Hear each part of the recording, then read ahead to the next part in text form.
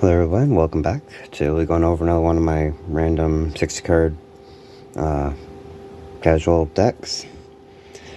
As some of this might end up kind of looking somewhat familiar in small ways, as I'm realizing there's only like half the creature base that actually still matches the original deck. So originally started off as one of those mono red challenger decks, and I just kind of been tweaking it around a bit. Well, okay, yeah, I've made my own little random thing by this point. Fine, with that being said, I'm just gonna kind of go over what's in it and see what y'all think. Anyways, starting off, we have Verdant Champion. 1/1, first strike, haste. Whenever Verdant Champion attacks, another target attacking knight you control gets +1/+0 until end of turn. Equip abilities you activate that target Verdant Champion costs 3 less to activate. So we can place as them.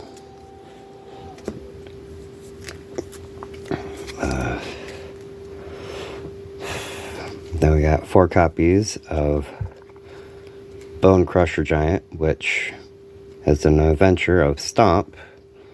The adventure damage can't be prevented this turn. Stomp deals 2 damage to any target. And then Bone Crusher Giant's actual effect is whenever Bone Crusher Giant becomes the target of a spell, the Bone Crusher Giant deals 2 damage to that spell's controller. See, 4 copies of that in here.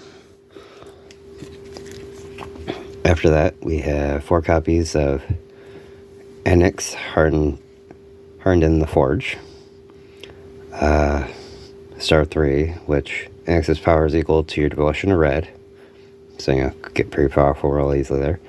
Whenever Enix or another non-token creature you control dies, create a 1/1 red centaur creature token with this creature's power.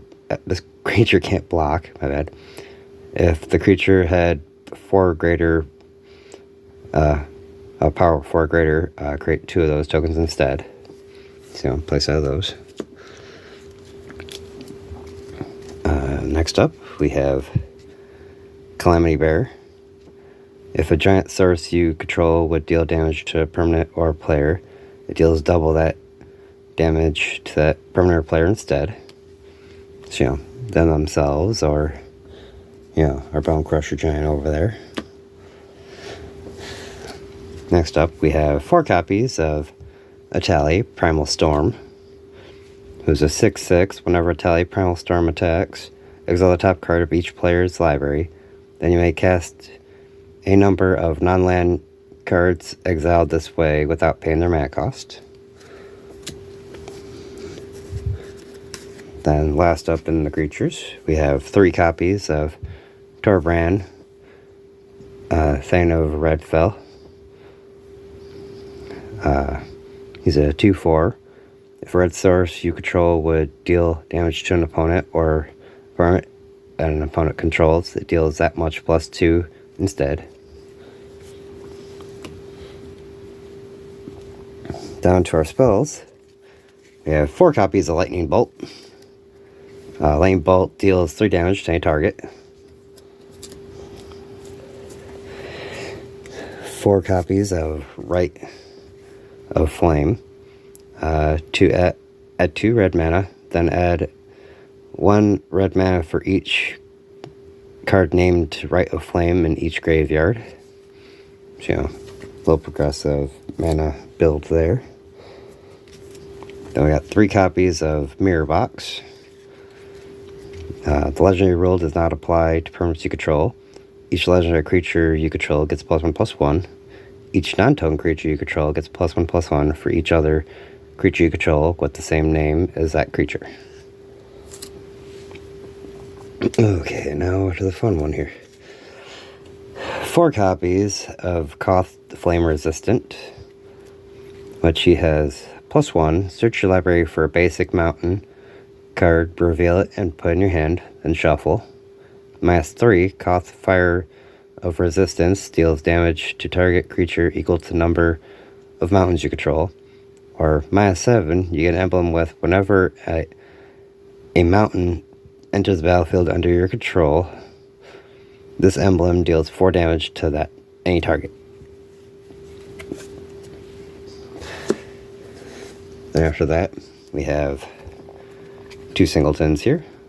The Embercleave, which, strange enough, was the original reason I bought the deck, because I wanted to try to get one of these that were like $25.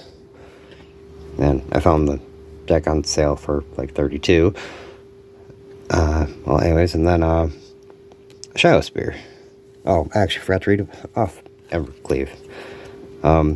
Flash, this spell costs 1 less to cast for each attacking creature you control.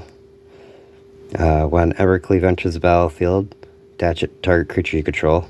Equipped creature gets +1/+1 and has double strike and trample. Equip cost of 3. Now we move on to Shadow Spear. Shadow Spear, equipped creature gets +1/+1 and has trample and lifelink. Pay 1 colorless, permanents your opponent's control, lose hexproof and indestructible until end of turn. And equip cost of 2 colorless. Down to the land base. Quite simple, 17 mountains. And then we have 3 copies of Castle Embereth, which Castle Embereth enters the battlefield tapped unless you control a mountain. This should be pretty easy. You can tap it for red, or you can pay 1 and 2 red, tap it, creatures you control get +1/+0 until end of turn. And with that, that brings the build to a close. I hope y'all enjoyed, a quick little look through another one of my random little 60 card deck builds here. And I hope to see you in the next video. Peace.